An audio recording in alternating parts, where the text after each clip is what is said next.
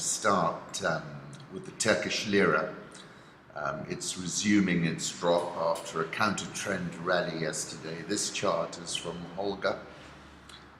We're around the 640 level last time I had a look.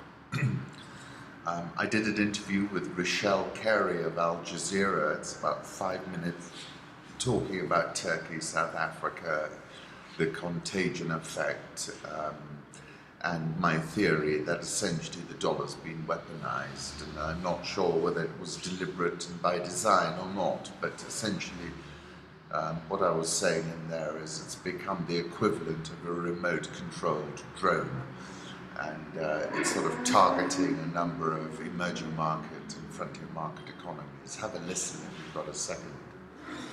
And that goes back to what I was saying over the weekend, that if Trump wanted to press his advantage, he should buy the dollar, not sell it, and that the dollar is currently seriously weaponized.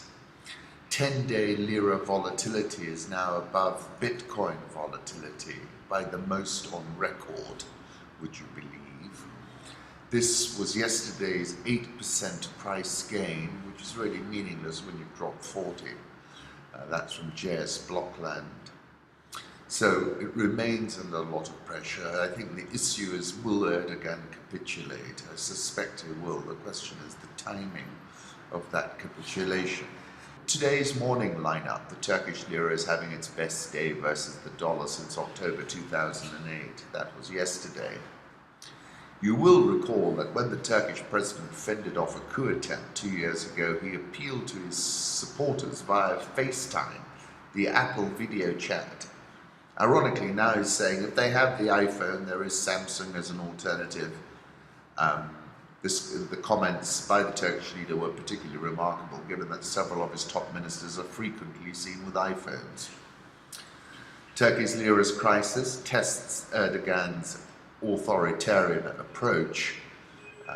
This is in the New York Times. Turkey's economic troubles, analysts say, are largely of Mr. Erdogan's own making.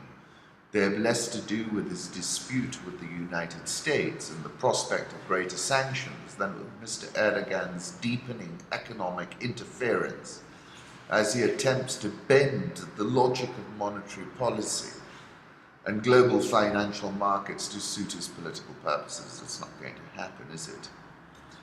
When the people fall into difficulties because of monetary policies, who are they going to hold accountable, he asked. Since they'll ask the president about it, we have to give off the image of a president who is influential on monetary policies. Turkey has weathered financial storms before thanks to its size and diversity, but the outcome will depend on the coherence and predictability of the policies that are pursued. That's Moody's. And his comments go to what I was saying, which is, what I was saying is, to Erdogan, like Xi Jinping, is caught in the strongman conundrum. If you are the strongman and you place yourself on a pedestal, then you own the problem, and suddenly cause and effect is very, very straightforward. I think that's why Erdogan's taking a big risk, and he needs to wake up and smell the coffee. Even if they got dollars, we got our people, our God. In the markets, I said that's called a Hail Mary pass. And he remains right at the edge. Trump seems to be relishing his financial warfare strategies. Erdogan reminds me of a Shakespearean figure. His slayed enemies real and not real. His chest has been puffed up with pride. He even rescued the Emir of Qatar. But he has now met his match, that match being the markets.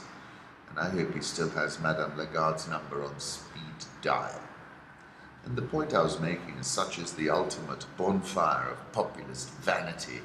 The populist leaders with their cheerleading claques have drunk their own Kool-Aid, and therein lies our ultimate salvation. They will be driven over the edge. The edge, there is no honest way to explain it, because the only people who really know where it is are the ones who have gone over. I was saying Erdogan is right at that edge. Citi is saying that Erdogan is pouring oil into the fire again with his threat to boycott US electronic goods. saying it may unsettle some market participants, especially as it risks further deterioration of US-Turkey diplomatic relations.